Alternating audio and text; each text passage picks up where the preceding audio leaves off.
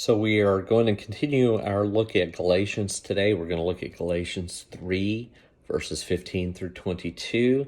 And before I start this, let me say we're coming up on the month of May, and we're still trying to completely fill our trip to Greece, our Footsteps of Paul trip. And I hope some of you will consider going with Stacy and me as we see Turkey, as we see Patmos, as we see Crete, as we see Greece, and as we study together in the place, or in some of the places where the New Testament started, where the New Testament movement started. Anyway, let's look together at Galatians 3, 15 through 22. And I need to introduce you to two ideas that Paul's going to draw on. The first is the idea of seed. The Hebrew word for seed is zerah, and it's usually a collective noun. It usually refers to a whole bunch of seeds, and it's used in a way similar to the words sand, wheat, and grass. When you refer to sand, you're usually thinking of a whole bunch of pieces of sand, not just like one piece of sand. Or if you think of wheat, you're probably thinking a whole bunch of pieces of wheat and not like one grain or one itty bitty bit of it. Same thing with grass. In Genesis 12, 13, and 14, it means descendants. However, Paul is saying that if God had meant all of Abraham's descendants, he could have used the plural, and that's technically true. Paul thinks that God is referring to one particular offspring, and truthfully, Paul's reading is an unusual reading. But you have to remember that Paul goes back to the Old Testament, back to the Scriptures, and he rereads every bit of it through the lens of Jesus. And when he reads about God's promises to Abraham, he sees that God intends to bless all the nations through the family of Abraham.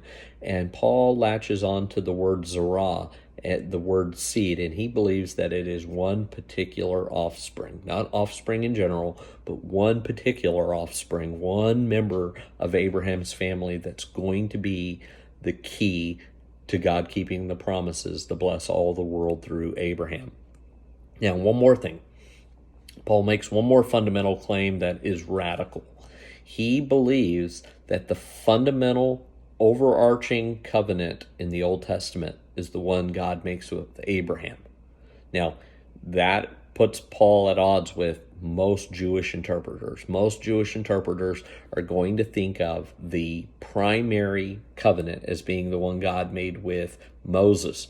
But that's not what Paul thinks. Paul thinks of the covenant God made with Moses as an intermediary stopgap that was just meant to preserve the promise and the covenant God made with Abraham. And Jesus, he doesn't supersede the promise, but he's the greater fulfillment of the covenant made with Abraham, in some ways making the Mosaic covenant redundant. And yes, that is slightly offensive to Jews who don't believe that the Tanakh is fulfilled in Jesus. They believe it's fulfilled not only in the immediate written Torah, but in the greater expression of Torah, the Talmud and the Mishnah and the Zohar and so forth. But for Christians, we believe the greater fulfillment is not the Talmud and Zohar or whatever. We believe that Jesus is the greater fulfillment of that covenant. But anyway, so let's look at, and this is not strictly just a word-for-word translation. It is a targum, which means it is a translation and an explanation. So the things that I've explained I've built into the translation, even though the translation itself would not have all of this explanation. But here is my rendering of Galatians 3:15 through 22. Paul says, "Let me give you an easy analogy to understand. When two people enter into a contract, it cannot just be ignored. Once it is signed, it cannot be altered. Nothing can be added or subtracted. The same is true of the covenant God made with Abraham. He made unbreakable promises to Abraham. These promises were also made to Abraham's seed." The scripture does not use the plural words for seeds, but the singular word for seed. It uses the word seed meaning one person, and that one person is the Messiah. Let me explain. God gave our people the Torah 430 years after his original agreement with Abraham. The Torah could not just sweep away the original agreement. and the promises that came with it. The original contract, the original covenant still stands, as do all the original promises. Abraham's agreement with God was in no way dependent upon the Torah. If it did, this would throw into doubt God's original promises.